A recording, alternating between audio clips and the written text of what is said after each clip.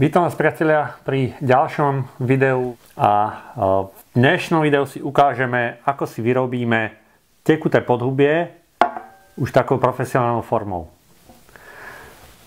Tekuté podhubie už viete robiť pomocou medu, pomocou medovej vody. To je taký domácky ľahký recept.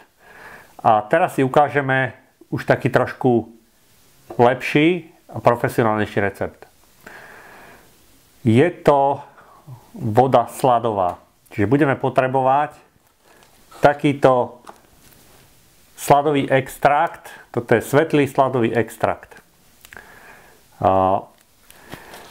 A jeden takýto balíček stojí 99 centov. Je v tom 50 gramov a na takýto pohár sa používa 1 gram. Čiže takýto balíček vám vydrží na 50 pohárov. Čiže za 99 centov si viete vyrobiť 50 takýchto pohárov. Takže finančne to vôbec nie je náročné, vôbec to nie je drahšie ako medová voda. Skôr by som povedal, že naopak. Pretože na jeden pohár vás to vyjde 2 centy. Takže. Ďalej potrebujeme destilovanú vodu. Odporúčam destilovanú. Môžete používať aj z vodovodu, ale pokiaľ máte doma chlorovanú vodu alebo tvrdú vodu, určite oplatí sa kúpiť destilovaná. Destilovaná voda sa dá kúpiť na hociakej benzínovej pumpe alebo v obchodoch. Ja kupujem 5 litrov za €60. Z 5 litrov spravím 10 pohárov, pretože dám 500 ml do jedného pohára. Čiže z 5 litrov spravím 10 pohárov. A tým pádom jeden pohár ma vyjde na 16 centov. Takže odporúčam destilovanú. Pokiaľ máte mäkkú vodu, čistú vodu, môžete aj z vodovodu, ale destilovaná je lepšia. A v poslednom rade tu máme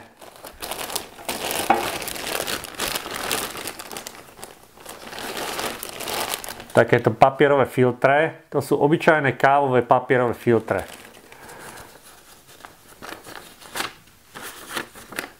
Tie ani nie sú úplne nutné, ale ja ich používam kvôli tomu, aby bol ten roztok úplne kryštálovo čistý. Čiže prefiltrujem to ešte cez takýto papier. Nie je to nutné, ale odporúčam to, aby ten roztok bol takýto krásne čistý a pekne vidíte, ako to podhubie rastie. Teraz vám ukážem, aký je rozdiel medzi medovou vodou a touto sladovou vodou. Ukážem vám podhubie, ktoré bolo očkované v ten istý deň tou istou kultúrou. Jeden pohár je v medovej a jeden pohár je v sladovej vode. A tu vidíte ten obrovský rozdiel, že ako rýchlo nám rastie tá sladová v tej sladovej vode, to podhubie, a v tej medovej. Toto je podhubie po 4 dňoch rastu. Takže vidíte tam obrovský rozdiel a nielen to, ale aj keď to podhubie zasadíte do pšenice, tak ono oveľa rýchlejšie začne rásť ako podhubie, ktoré je robené v medovej vode. Tu vidíte, priatelia, zaočkovanú pšenicu, ktorá bola očkovaná pred 4 dňami a vo väčšine sáčkov už vidíte na vrchu krásny rast mycélia. A sú to všetko rôzne huby, nie je to tá istá.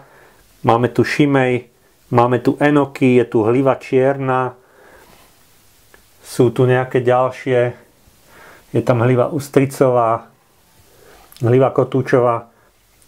Čiže v podstate všetky druhy nám krásne rastú a po 4 dňoch už vidíme takéto krásne pavučinky na vrchu.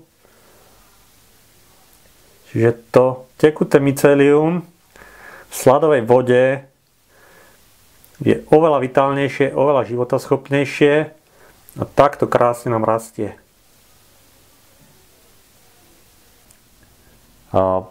Čiže má to skutočne samé výhody.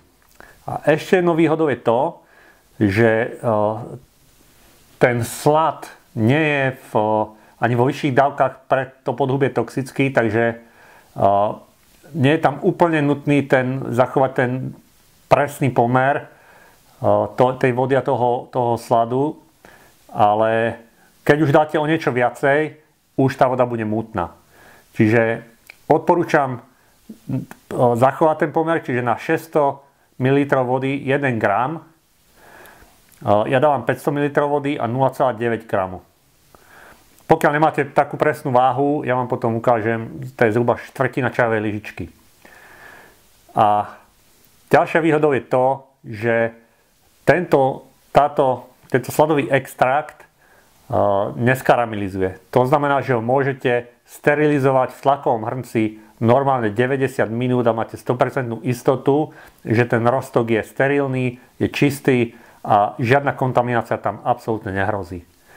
Takže určite to má samé výhody a preto odporúčam začať používať sladový extrakt. Ako som ukázal, toto je 50 gramový balíček, ktorý vám vydrží na 50 pohárov.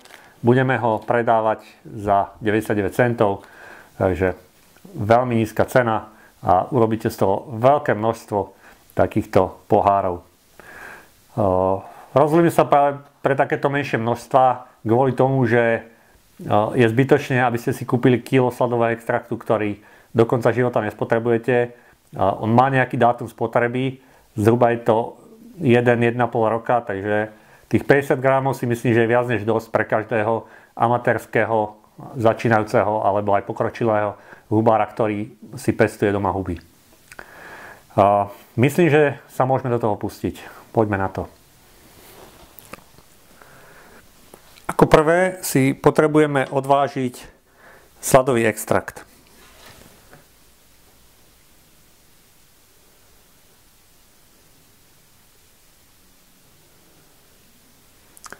Pokiaľ nemáte váhu, ktorá váži s presnosťou na 0,1 gram, tak je to zhruba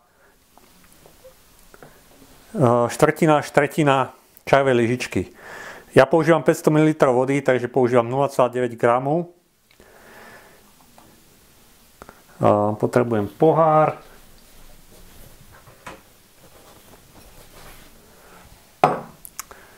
Snad si dáme do pohára.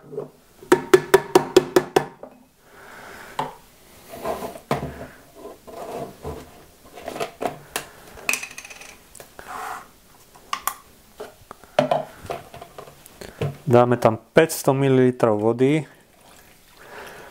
Ako som vravel, odporúčam destilovanú. Tak, toľko to je 500 ml. Ešte vyplachnem aj tento pohárik, aby sme všetok slad dostali sem.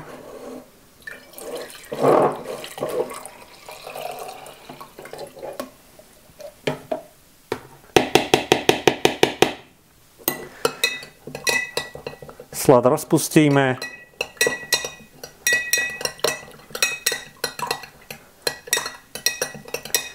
Slad má tendenciu tvoriť malé hrudky, takže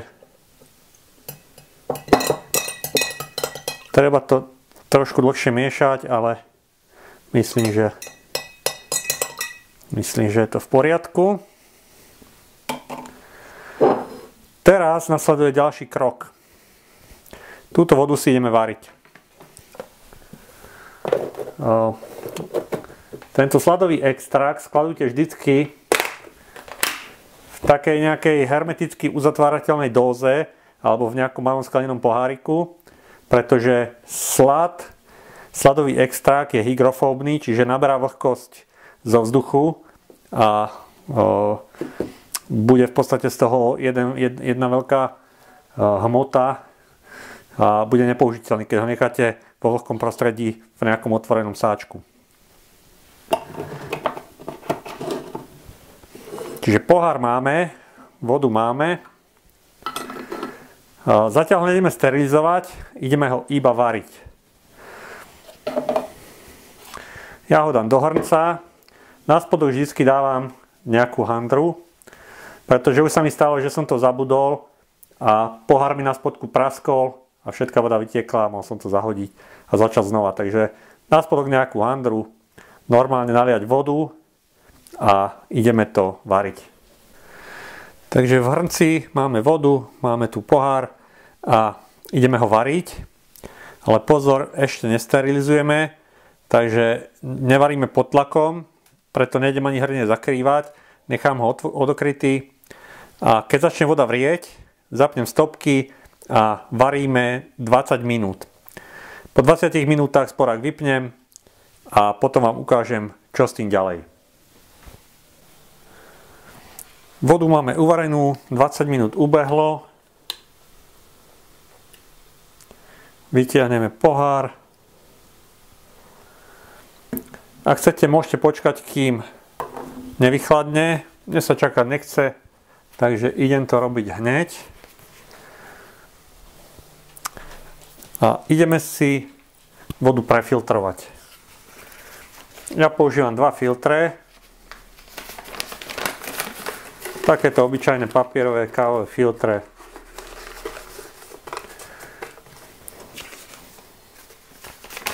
Dáme 2.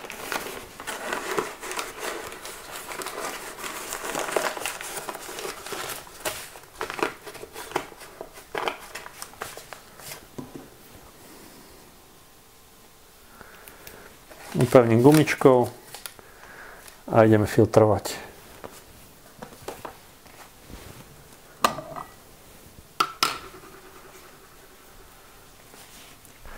Pokiaľ sa vám chce čakať, môžete čakať, kým to nevychladne. Ja som nedočkavý, takže idem to filtrovať hneď.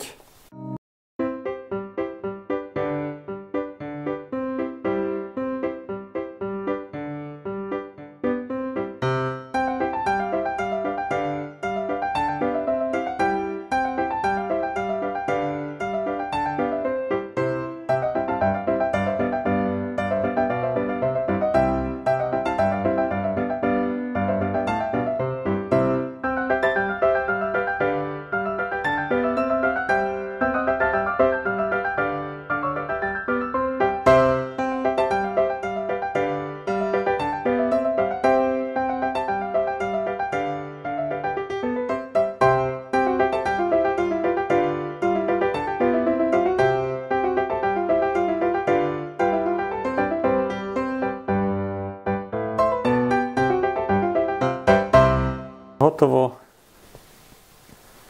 Máme to perfiltrované. Filter dám dole.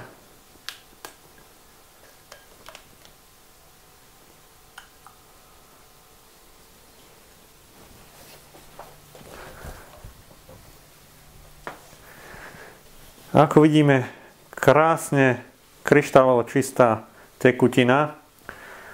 Teraz ju nalám naspäť do pohára, ale dám tam ešte magnetickú tyčinku, pretože budem používať magnetický mixér a odporúčam každému z vás používať magnetický mixér pri tomto spôsobe, lebo to mycelium, ktoré vám vyrastie, je veľmi husté, veľmi pevné. Sú to veľké obláčiky, ktoré je veľmi ťažko rozbiť len takým tým mechanickým točením. Takže odporúčam magnetický mixer. Toto máme pripravené. Zatvoríme.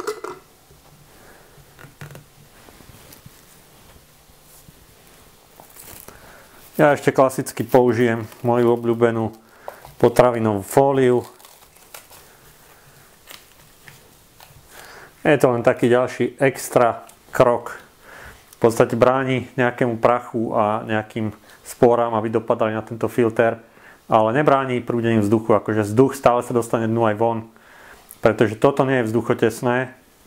Táto fólia je skutočne len ako taká povrchová ochrana. Je to len taký jeden ďalší extra krok.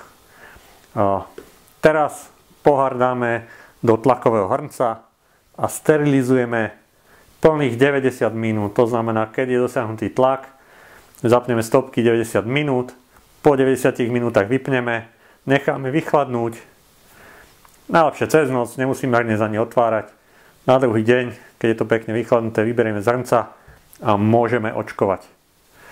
A garantujem vám, že budete veľmi milo prekvapení, aké výsledky s ním dosiahnete, lebo zatiaľ všetky druhy, všetky huby, čo som zaočkoval, už po 7 až 10 dňoch sú také, že už sa môžu používať a už si môžete očkovať aj pšenicu.